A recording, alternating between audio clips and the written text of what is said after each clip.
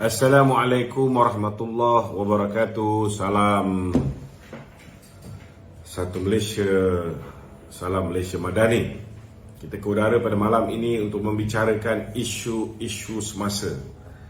Pertama-tamanya saya ingin mengambil kesempatan untuk mengucapkan jutaan terima kasih kepada semua penyokong saya, orang yang telah bertungkus lumus berkempen untuk membantu saya, orang yang telah pun berusaha sebagai jentera-jentera sukarelawan yang memastikan nama saya ada di dalam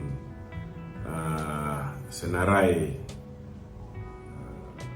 cai perwakilan-perwakilan yang nak mengundi pada 18 hari bulan yang lepas, dan tidak ketinggalan kepada 40,336 orang yang telah memberikan undi kepada saya yang membolehkan saya memenangi Ahli Majlis Kerja Tertinggi UMNO yang baru lepas ni.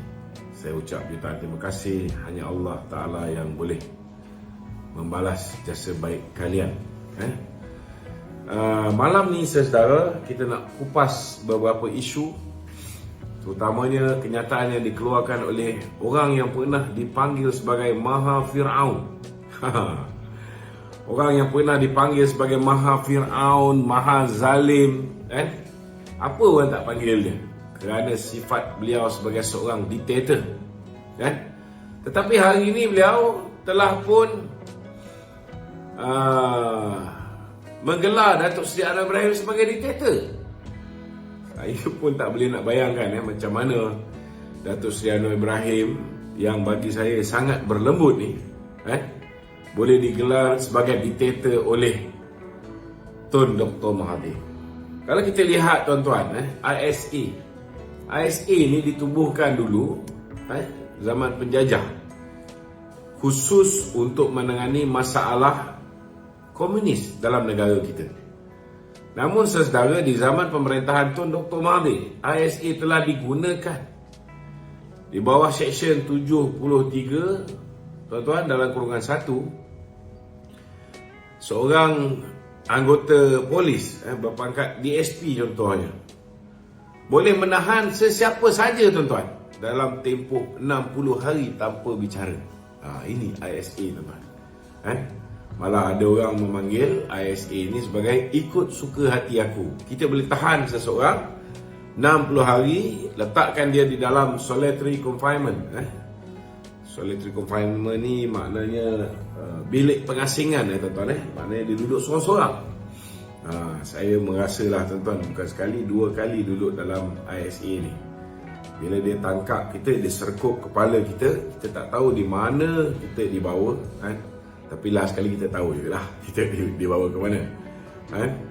Dan kemudian sampai di lokasi PRC ataupun Police Remand Center, kita akan diminta untuk tanggalkan pakaian kita. Dia cek, tengok ada tatu ke apa. Sebab tahanan ISA ni tahanan keselamatan dalam negeri. Kalau ada tatu, dia akan rekod mana semua, dia akan rekod. Itu sebabnya semua tahanan ni diminta telanjang, tuan-tuan. Kemudian dia akan berikan kita baju macam baju Melayu Johor tu, tapi tak ada butang. Tak ada butang. Seluar tu tidak ada tali cerut, kerana dia takut kita bunuh diri. Memanglah, tuan-tuan, siapa yang duduk dalam solitary confinement di DP Police Remand Center ni, dia ada tendensi untuk mendapat ilmu bercakap dengan dinding. Kalau Allahyarham Tuan Guru Harun Din, dia boleh bercakap dengan jin, Tetapi tahanan ISA ni dia boleh bercakap dengan dinding. Mana tanya, tuan-tuan, kalau dah 60 hari duduk dekat dalam Police Remand Center ni, waktu siang ke waktu malam kita tak nampak, kecuali kalau cikgu ataupun warda tempat itu memberitahu masuk waktu dan sebagainya, barulah kita tunaikan solat kita. Jadi kita pakai seluar tu pun tak ada cerut, main lipat macam kain pelekat. Ini, tuan-tuan, ISA ni digunakan sehabis baik oleh Tun Dr. Mahathir untuk mengekang musuh-musuh politik dia zaman dia menjadi Perdana Menteri.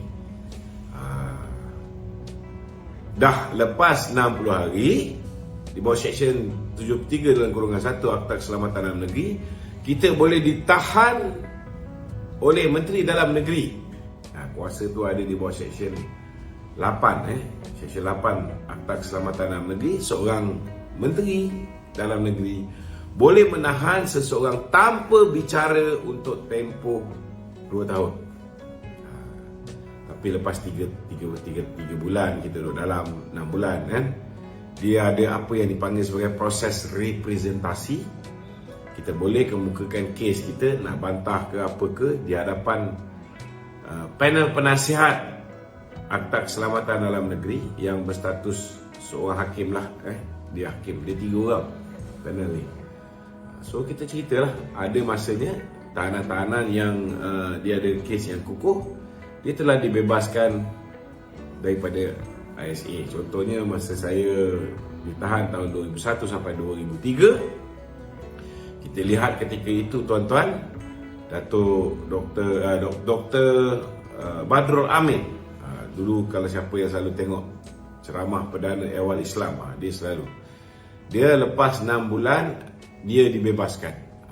Saya duduk seorang-seorang. Dulu saya duduk dengan dia kan. Bila dia dibebaskan tu, saya diletakkan sekali dengan Tien Chua, dengan Izam Matno, dengan Syahri Sungim, dengan Isyamuddin Rais. Kuranglah 4 orang tu campur dengan saya. Badrul Amin dibebaskan. Itulah Akta Keselamatan Dalam Negeri, ISA. Masuk je Datuk Seri Najib sebagai Perdana Menteri, perkara pertama yang dia buat, dia hapuskan ISA. Itu yang ada setengah-setengah orang dia bermaharaja lela, termasuk Mahathir. Dia bermaharaja lela sebab dia tahu dia tidak akan kena ISA. Dia buat perkara merepek macam mana pun, dia tak akan kena ISA sebab Datuk Seri Najib sudah pun menghapuskan Akta Keselamatan Dalam Negeri.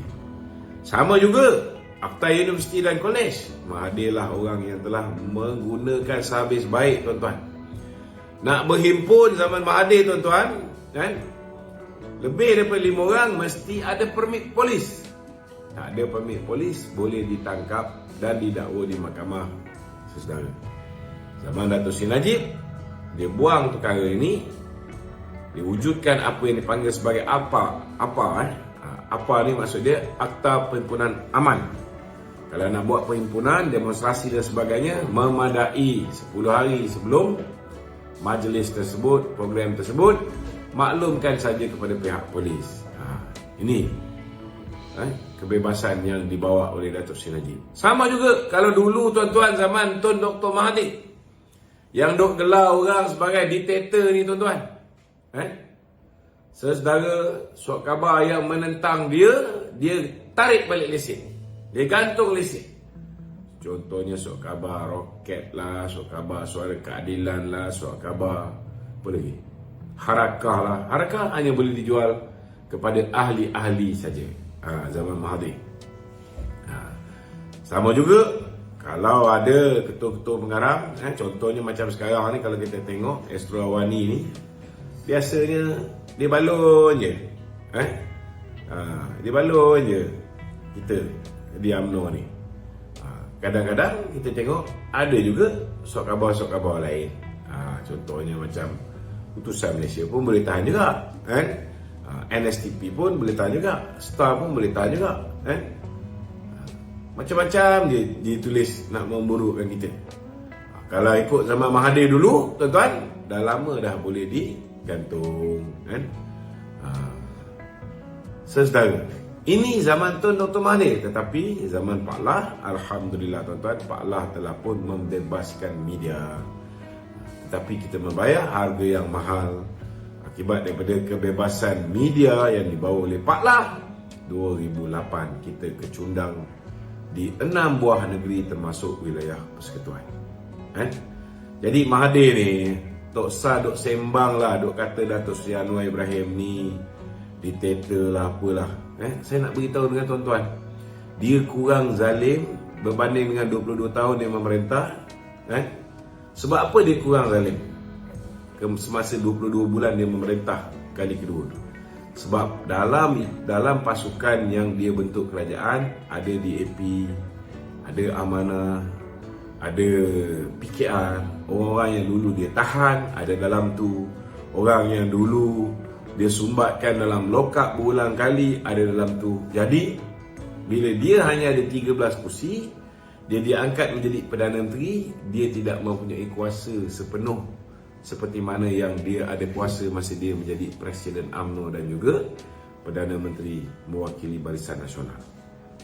Bila tak ada kuasa penuh, memanglah dia terpaksa tone down. Dia tidak nampak, orang pun tak panggil dia sebagai Maha Zalim, Maha Fir'aun macam dulu. Tetapi secara peribadi, saya kena lock up dengan Tun Dr. Mahathir ni zaman dia, masa dia masih hidup lagi tu. Masa dia memerintah lah 22 tahun kan. Saya kena lock up 8 kali, ISA 2 kali. Zaman saka dia tu tuan-tuan, saya di lock up 3 kali juga. 3 kali juga saya kena lock up tuan-tuan. Satu kali zaman Mae. Satu kali zaman Mae. Okey.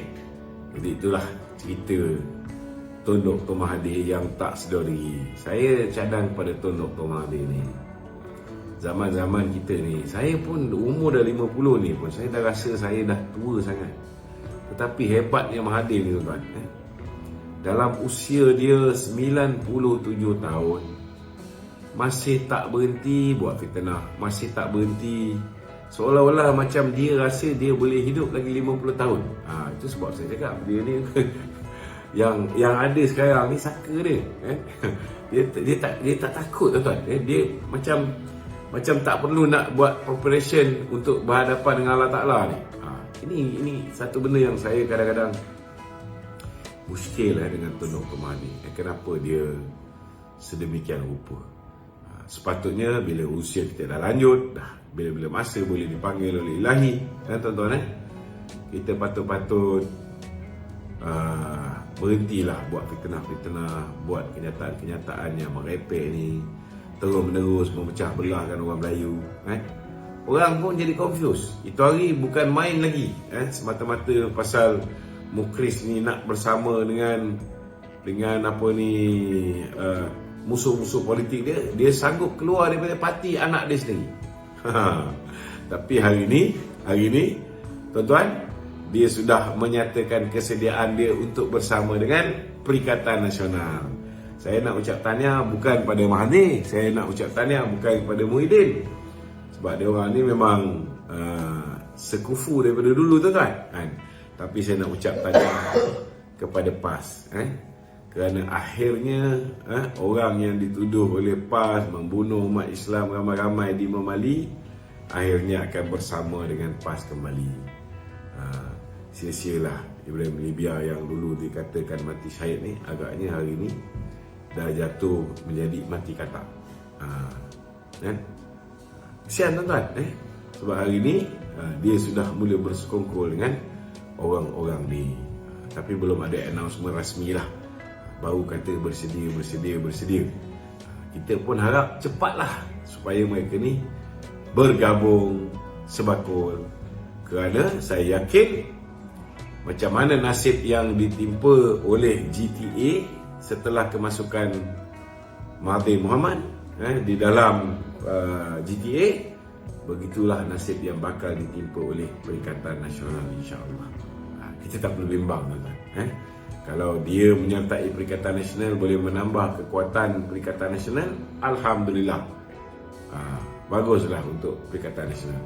Tetapi saya yakin siapa juga yang mengambil Tun Dr. Mahathir ni tuan-tuan, ianya akan mendatangkan musibah. Dan saya yakin Tun Dr. Mahathir akan menjadi biawak hidup kepada sesiapa juga yang bersama dengan Tun Dr. Mahathir.